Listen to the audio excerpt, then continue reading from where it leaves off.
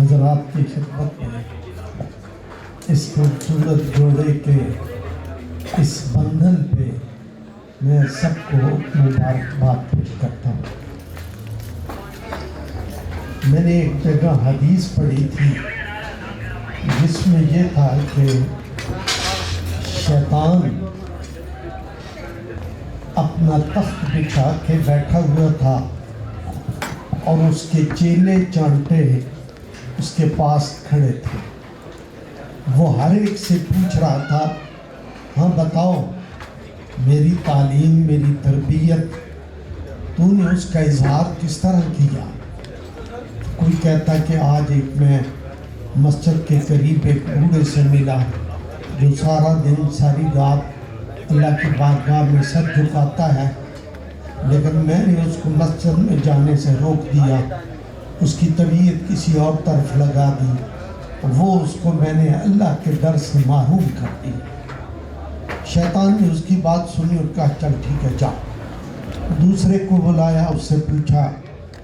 تو نے کیا کیا؟ تو اس نے بھی کوئی بات بتائی، فلانا رزق اس کے پاس بہت تھا، مال تھا، وہ اللہ کے راستے میں زکوٰۃ دیتا تھا، خرچ کرتا تھا۔ میں نے اس کو گمراہ کیا کہ ادھر پیسے ضائع کرنے کی ضرورت نہیں ہے، جتنا خرچ کرو گے اتنا کم ہو جائے گا، تو میں نے اسے گمراہ کر دیا۔ اس کو بھی میں نے اس کام سے روک دیا۔ اس کی بات سن کے بھی وہ آرام سے بیٹھ گیا۔ ساروں کی ایک ایک بات وہ سنتا رہا، جو وہ خرابیاں کرتے رہے وہ اس کو سن کے خاموش ہوتا۔ ایک شیطان کا بچہ آیا، اس نے کہا میں نے یہ کام کیا ہے۔ ایک گھر تھا، ہنستا بستا تھا، میاں بیوی اس میں بڑی محبت سے رہتے تھے،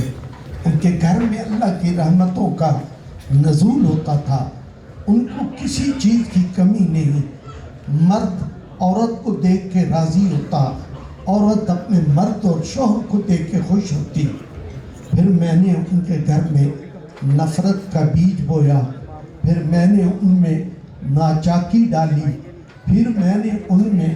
ان کے اتنے محبت کے رشتے کو برباد کر دیا۔ تو شیطان اپنے تخت سے اٹھا اور اس کو اپنے گلے سے لگا کے کہا،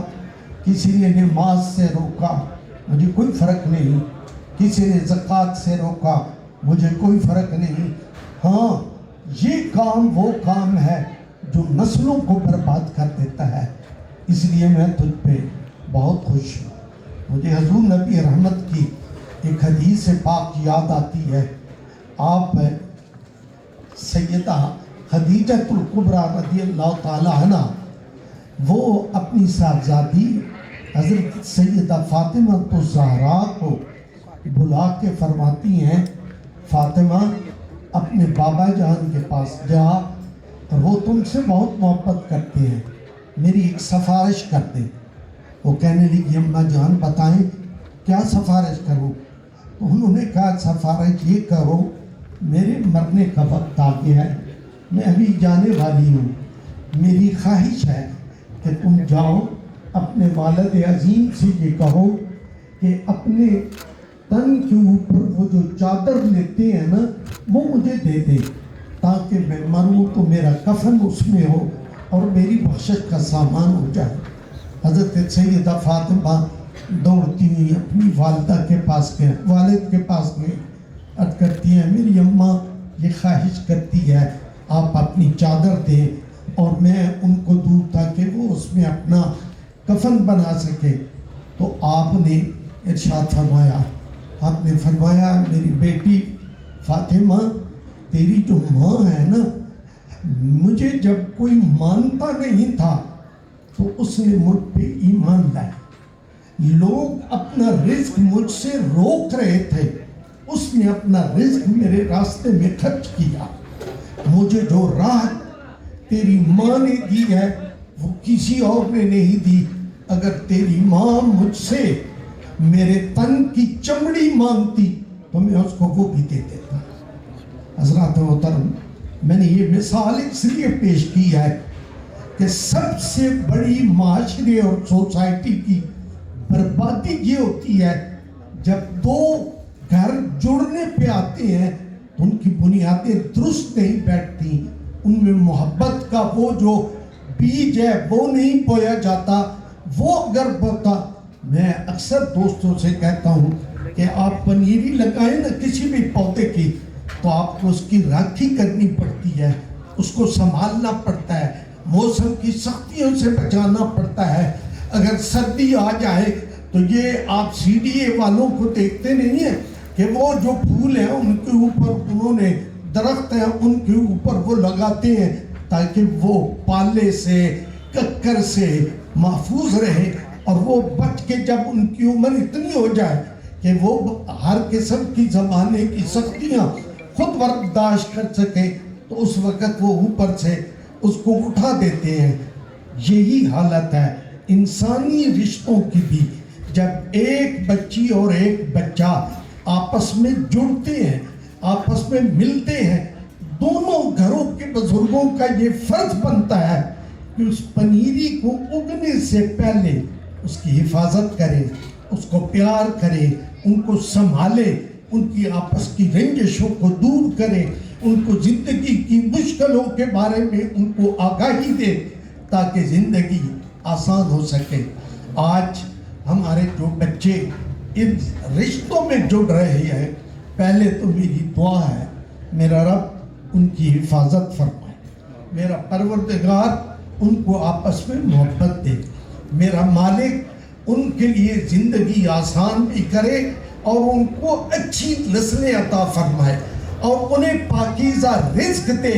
جس کے کھانے کے بعد انہیں آپس میں نفرتیں نہیں، پیار کا بیج جو ہے وہ بویا جائے۔ میں دعا ہوں اتنے دوست، اتنے محترم دوست جس خوبصورت شادی اور تقریب میں موجود ہیں، میں سمجھتا ہوں کہ سب اگر دل سے دعا کریں گے تو یقیناً یہ رشتہ خیر کا رشتہ ثابت ہوگا۔ آمین۔ دعا کے لیے ہاتھ اٹھائے، اللہ کے نبی کی بارگاہ میں درود و سلام کا تحفہ پیش کریں اور دعا کریں اللہ ان بچوں کو خوشگوار زندگی دے، اللہ کریم ان کے جان و مال میں برکتیں ڈالے، میرا مالک ان کو اچھی نسلیں اور اچھی اولادیں عطا کرے۔ میرا پروردگار جن ماں باپ نے اپنے گھر کا پالی ہوئی، اپنی گود میں کھلائی ہوئی، اپنی آنکھوں کی ٹھنڈک بنا کے جس بچی کو ایک بچے کے حوالے کیا، مالک ان کی امیدوں کو بھی پورا رکھنا، ان کو بھی ہمیشہ صحت سلامتی کے ساتھ اس زندگی میں ان کی ذمہ داریوں کو ادا کرنے کی توفیق عطا فرما۔ میں آج کے دن میں جس گھر میں شادیاں بج رہے ہیں، جس گھر میں